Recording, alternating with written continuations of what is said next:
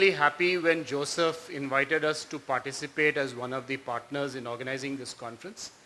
As was mentioned by Joseph in his introduction, I had the privilege, though somewhat by accident, of attending the first Globelics conference 20 years ago. I want to just give you a little historical perspective and then just build on that to make a few points that I would like to underline. When I was a doctoral student in the 90s, that's the first time I came across this whole idea of innovation systems. A professor at IIM Ahmedabad, where I did my PhD, he loaned me the book on National Innovation Systems, which was edited by Richard Nelson. And that's the first time I really came across this concept. But one thing which really struck me when I read that book was there was no chapter on India. So that really concerned me. I thought, look, there's this whole global economy. There are all these different countries whose systems of innovation have been studied, but there's no chapter on India in this book.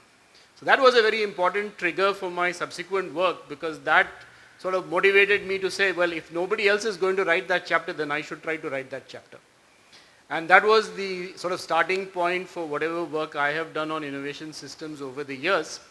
And in fact, the first sort of concrete effort I made at writing that chapter was the paper I submitted to Globelics in 2003.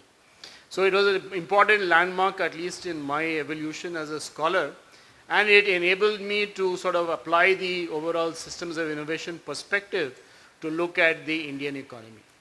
What's happened since then is also interesting, and I think different speakers here today have alluded to that at different points.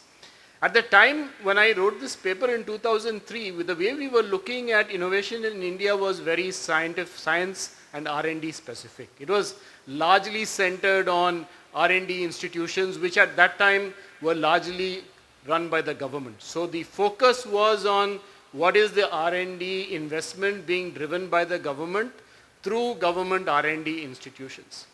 But if you look at the last 20 years, things in India have also changed quite a bit. One thing is that today the study of innovation, or at least the importance of innovation being recognized, has become much more commonplace. So in fact, if you look at this Global Innovation Index, which is brought out by WIPO and others, while many of us scholars may have our own views on the quality of that index or its utility, the fact is that's become a part of the common discourse today. So every year when the Global Innovation Index rankings are announced, there is some effort to try and understand in India why we have done better or worse, as the case may be. So that just gives you one indicator of how there is a greater recognition of the importance of innovation in driving our national economy. The second important thing that's happened over time is that while the importance of R&D and S&T led innovation is still there, it's also now much more widely recognized that innovation has to go into addressing a lot of the social and economic and political and other challenges which the country as a whole faces. And this has partly been driven by the interest in frugal innovation and other streams of innovation which have looked at how do you move away from the purely S&T and R&D driven innovation approach to looking at how you can use the existing resources that you have to do innovation without necessarily doing it in a very formal R&D driven kind of way. So that's, I think, another realization that has been quite important, and that has resulted in innovation becoming much more mainstream, at least in India. The third important driver that's really changed the way we look at innovation in India, and I think has finally brought home the importance of the systems perspective, is the whole startup movement. So in India, we have seen a significant growth of startups over the last 7 or 8 years, at least from 2014-15 onwards. And almost every state now has a startup policy. And as part of that startup policy, now they're also looking at how can we improve the supporting conditions for startups, which has led all the governments also to now realize that there's more to it than just looking at the startup as an entity. You also have to start looking at its connections with other players in the economy.